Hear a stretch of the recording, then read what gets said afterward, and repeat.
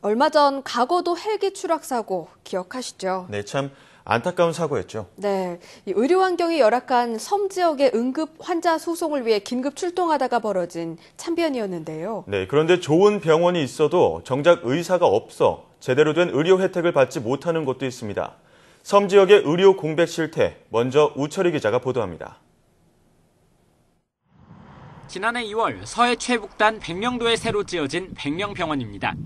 세금 160억 원이 투입돼 수술실과 응급실까지 갖추는 등 종합병원 못지않은 시설을 자랑합니다. 이곳은 병원 수술실입니다. 보시는 것처럼 웬만한 수술이 가능한 장비가 갖춰져 있지만 수술이 이루어진 건 손에 꼽을 정도입니다. 바로 의료진이 부족하기 때문입니다.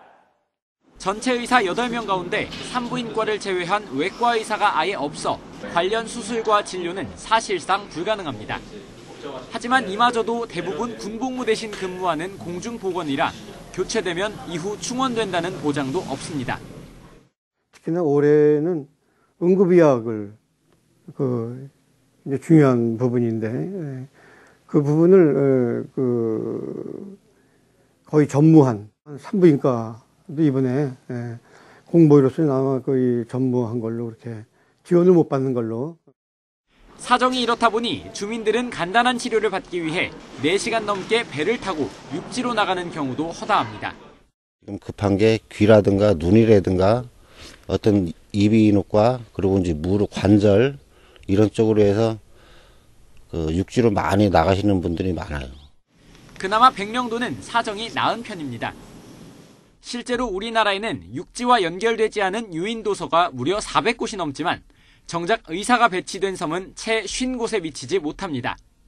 심지어 헬기가 추락했던 가거도에는 공중보건의가 2명 배치돼 있었지만 응급 상황에는 사실상 속수무책이었습니다. 엑스레이와 같은 기본적인 장비조차 없을 정도로 환경이 열악하기 때문입니다. 당연히 헬기 출동이 잦을 수밖에 없습니다.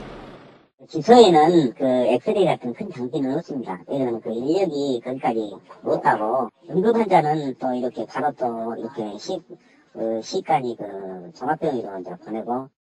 섬에 산다는 이유로 의료 사각지대에 놓여야 하는 주민들. 혹시 있을지 모를 응급 상황에 지금 이 시간도 마음을 졸여야 하는 것이 현실입니다. YTN 우철입니다.